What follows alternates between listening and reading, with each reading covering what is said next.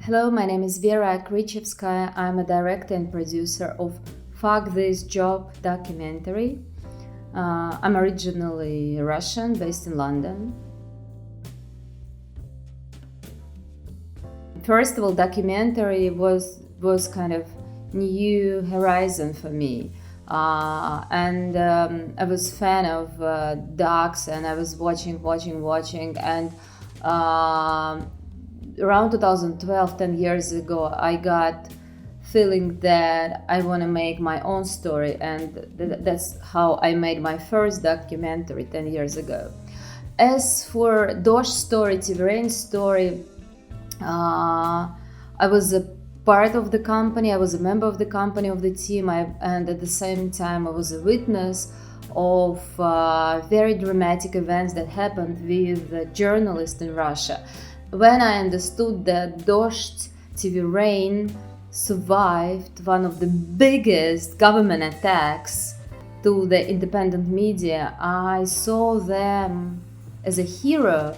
I saw them as a kind of epic story. One of my big motives was to share this story, to share their achievements, to share their bravery.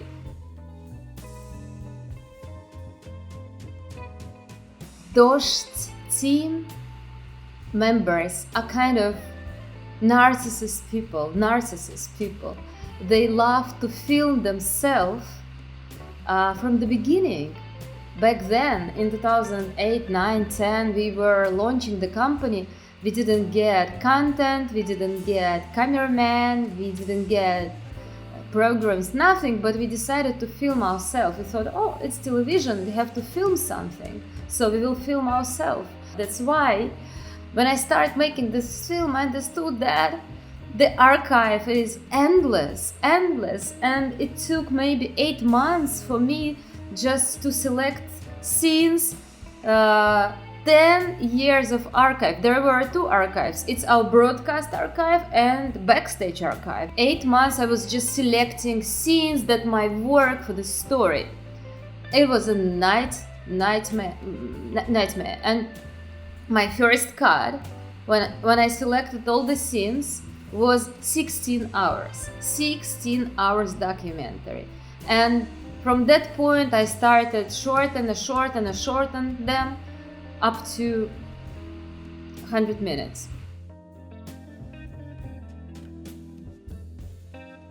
It's a quite the question about optimism is quite common.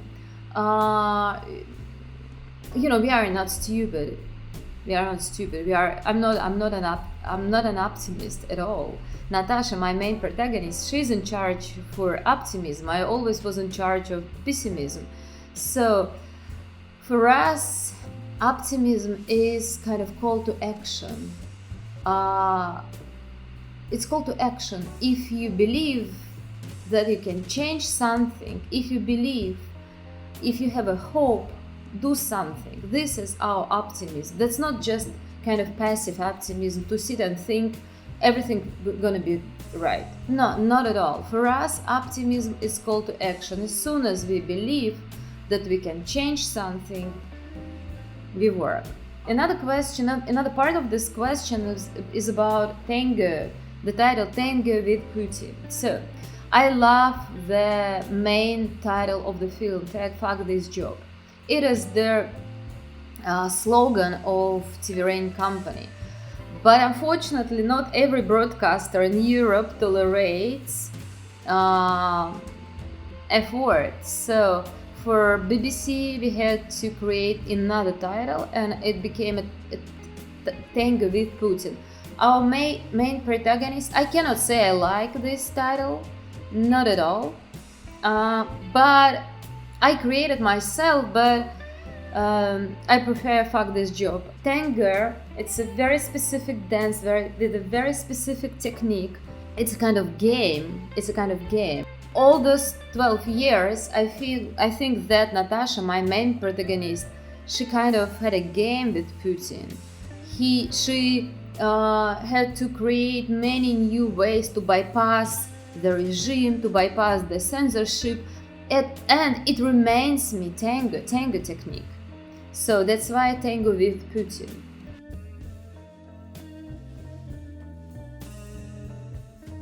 Right now, all independent media in Russia shut down. About 3,000 websites are blocked by the government. I'll tell you about TV Rain after February 24th this year. When the war started, TV Rain worked next 7 days, 24 hours per day. They provided honest, real information about the war to the Russian audience, and the company was shut down on March the 1st by the Russian government. Another 2 days the company was operating only on YouTube, but by the end of March 3rd it became clear that since next morning it's going to be criminal case against all the reporters. That day, on March the 1st, Russian parliament imposed the law that makes every information about the war that come not from the official Russian government sources as a fake, and the punishment for this criminal case is 15 years in prison for a journalist. On March 3rd,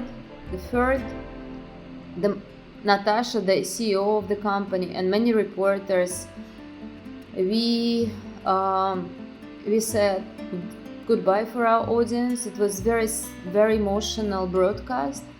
Everyone was crying in both parts of the screen. So first time since we launched the company in 2010, we stopped our broadcast. That night, most of reporters left the country to many different locations.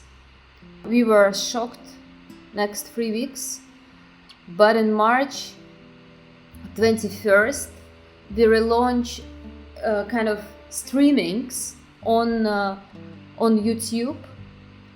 We were thinking where to relocate people, where to build a new company, and etc. So today is August the 2nd. 10 days ago it was July 18th. So we relaunch our broadcast. We work on cable channels outside of Russia and on YouTube in Russia. YouTube is still open in Russia.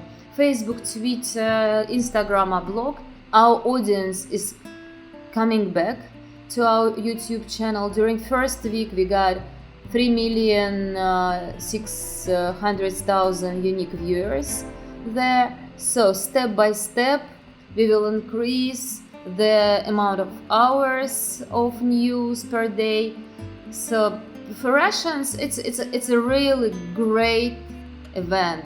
Maybe the first positive news since the war started, when Dozhd came back to air on July 18th. I have to give you maybe a little bit of context. There are many criminal cases against journalists. So it is very, very dark time, very dark tunnel. We don't have light in the end of the tunnel. So your question about independent media in Russia in general. So we try to survive. We try to bypass the blocking. We know how to do that, by the way. We found some ways, technical ways. Still, YouTube is open. So it's gonna be hard. It's gonna be really hard, challenging to reach Russian audience. Again, let's come back to the optimism. Question about optimism. I think the fact that Dozhd team relaunched the broadcasting, it is call for action for others, and it give us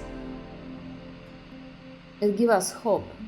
It gives us hope just it's so complicated to talk about the war, and it's so painful, and you cannot just sit and wait that something would happen. Nothing would happen without us.